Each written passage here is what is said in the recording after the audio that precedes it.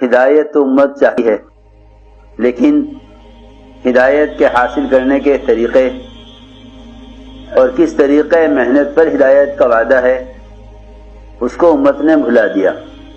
لوگ ہدایت کی دعائیں بھی کرتے ہیں، ہدایت کے لیے دعا بھی کرتے ہیں اور دوسروں سے کرواتے بھی ہیں، لیکن ہدایت کے حاصل کرنے کا وہ طریقہ محنت جو طریقہ محنت صحابہ کرام کا تھا، وہ طریقہ محنت رواجی چیزوں اور سہولت کے نقشوں اور جدید آلات، ان چیزوں نے ہدایت کے محنت کے وہ طریقے ختم کر دیے جو طریقہ ہدایت کے صحابہ کرام اور انبیاء علیہ السلام کے تھے۔ گویا اب خیال یہ ہے سب کا کہ جس زمانے میں جو بھی طریقہ سہولت کا ہو اسے اختیار کر لیا جائے، جو بھی طریقہ سہولت کا ہو اسے اختیار کر لیا جائے ہدایت کے لیے۔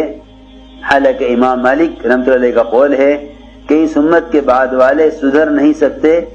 جب تک امت وہ نہ کرے جو امت کے پہلو نے کیا ہے، کیونکہ ہر طریقہ محنت ہدایت کا ضامن نہیں ہے، ہر طریقہ محنت ہدایت کا ضامن نہیں ہے،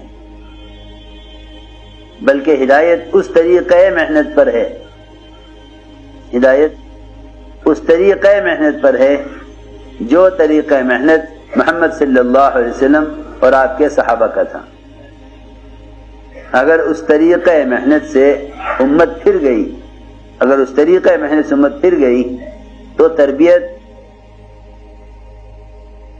اور اللہ کی ذات عالی کے ساتھ وہ تعلق پیدا نہیں ہو سکے گا جو تعلق مطلوب ہے۔ وجہ اس کی یہ ہے کہ طریقہ محنت صحابہ کے طریقہ محنت سے ہٹ جائے گا۔ اس لیے میرے دوستو عزیزو، سب سے پہلے تو اس بات پر سب غور کریں گے اجتماعی طور پر کہ وہ کیا طریقہ محنت ہے جس طریقہ محنت پر ہدایت کا اور تربیت کا وعدہ ہے۔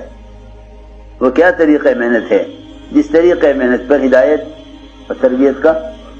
وعدہ ہے۔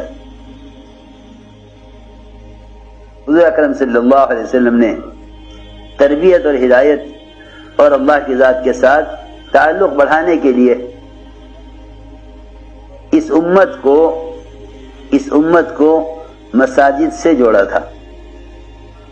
اس امت کو مساجد سے جوڑا تھا۔ یہ بہت بنیادی ذریعہ تھا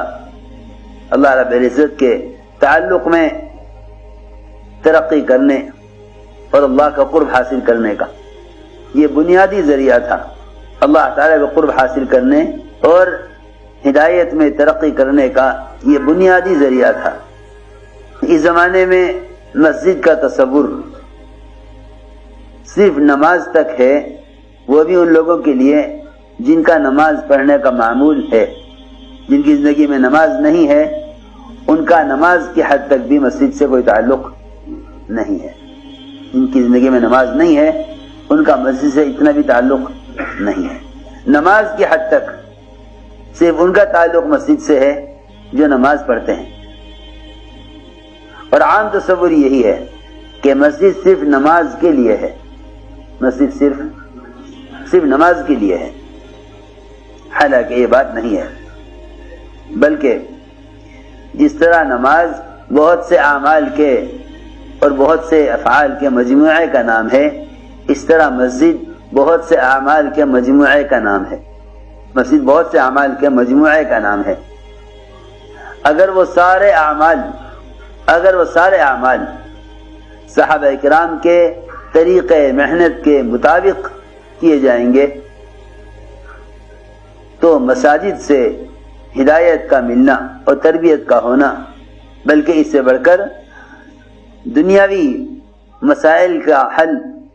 اور آخرت کے بڑے بڑے مسائل کا حل،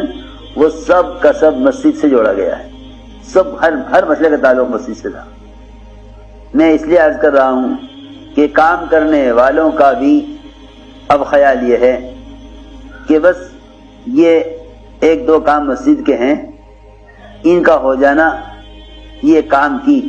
اور طریقہ کار کی حد یہ ہے، حالانکہ ایسا نہیں ہے، بلکہ امت زندگی کے ہر مسئلے میں مسجد سے رجوع کرے اور ہر مسئلے کو اللہ تعالی سے براہ راست حل کروائے مسجد کے راستے سے۔ اس پر امت کو ڈالا گیا تھا، امت کے ہر مسئلے کا تعلق براہ راست مسجد سے تھا۔ بارشیں رک جائیں تو صحابہ مسجد آتے تھے، سیلاب آ جائیں تو صحابہ مسجد آتے تھے، کوئی زمینی آسمانی بلا آ جائے تو صحابہ مسجد آتے تھے، قرض آ جائے تو صحابہ مسجد آتے تھے، یعنی زندگی کے ہر مسئلے کا تعلق مسجد سے تھا، زندگی کے ہر مسئلے کا تعلق براہ راست مسجد سے تھا۔ اس زمانے میں جتنے بھی مسائل ہیں دینی یا دنیاوی، وہ مسجد سے باہر کے شعبوں میں تقسیم ہو کر رہ گئے، مسجد سے علم اور ایمان کے حاصل کرنے کا تعلق ختم ہو گیا، کیونکہ سب سے بنیادی فریضہ وہ ایمان ہے، سب سے بنیادی فریضہ ایمان ہے۔ مساجد سے ایمان کے سیکھنے اور مساجد میں ایمان کے حلقوں کے ذریعے اپنے ایمان میں کمال اور پختگی پیدا کرنے کا اب معمول ختم ہو رہا ہے اجتماعی طور پر، کہ ایمان کا کمال اور ایمان کی پختگی وہ مسجد میں ایمان کے حلقوں سے متعلق ہے۔